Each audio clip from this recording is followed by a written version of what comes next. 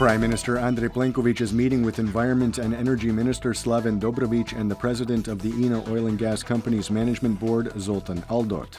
The PM scheduled the meeting in late October over rumors that INA's largest shareholder, the Hungarian oil group MOL, was planning on shutting down its Sisak refinery.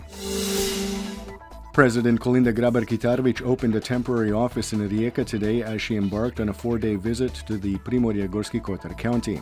In attendance were County Prefect Zlatko Komadina and Rijeka Mayor Vojko Obersnel.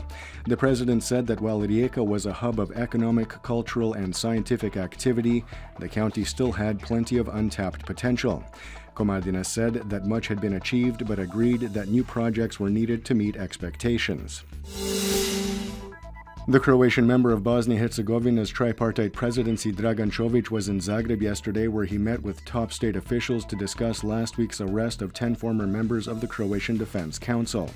Prime Minister Andrei Blanco, Parliament Speaker Božo Petrov, and President Kalinda GrabarKitar all vowed that they would do everything in their power to support Croats in Bosnia-Herzegovina. The president also voiced Croatia's strong support of Bosnia-Herzegovina's path to Euro-Atlantic integration. However, Čović lamented that it appeared as though only Croats in Bosnia and Herzegovina supported the process. The hospitality industry is still up in arms over plans to raise the VAT rate in their sector from 13% to 25%. They have announced protests against the move, which they say is in direct contravention to the strategy for the tourism sector, which called for a further reducing of the VAT to 10%. They also reject government's arguments that they will be compensated through a reduction in the tax on profits and other benefits. Most leader Božo Petrov said yesterday that the tax plan was not final and that Most and the HDZ were yet to agree on a final position on the issue. Despite the fact that rain continues to fall throughout Croatia, the water levels of the 4 major rivers flowing through Karlovac are declining. Yesterday, the Kupa River flooded a local road, prompting the introduction of emergency flood protection measures.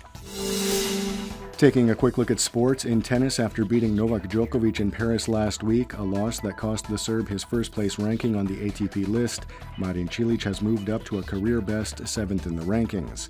His strong showing in Paris secured him a spot at the World Tour Finals in London next week. He will open the season finale against the new world number 1, Andy Murray of Scotland. In London, I was, struggling also a little bit with injury before that, but now it's a little bit different form, and I'm enjoying it at the moment. And our group is, I guess, really tough, and we'll see who's going to go through. But definitely, it's going to be very exciting in every match. In the doubles competition, Croatia's Ivan Dodig and Brazilian Marcelo Melo will open the final against Americans Bob and Mike Bryan. In football, Croatia's national team has gathered in Zagreb ahead of its November 12th World Cup qualifier against Iceland. Team captain Luka Modric is expected to return from injury. Croatia will play a friendly against Northern Ireland 3 days later. In KHL Hockey League action, Zagreb Medveščak lost to Beres in Astana, Kazakhstan 2-0 yesterday. The Bears are currently 13th in the 14-team Western Conference. Overcast with intermittent rain in the interior, there could be some sleet and snow in mountainous regions. Variable cloud cover with occasional showers and thunderstorms on the coast. Winds will be mild inland with a moderate to strong northeasterly on the Adriatic, northwesterly on the open seas. Highs will be between 5 to 9 degrees Celsius in the interior, 15 to 19 on the coast. The 3-day forecast for the interior calls for variable weather with intermittent rain, predominantly in the morning and evening. There will be some snow at higher elevations. Partly sunny on the coast tomorrow with variable cloud cover and intermittent rain returning on Thursday and Friday.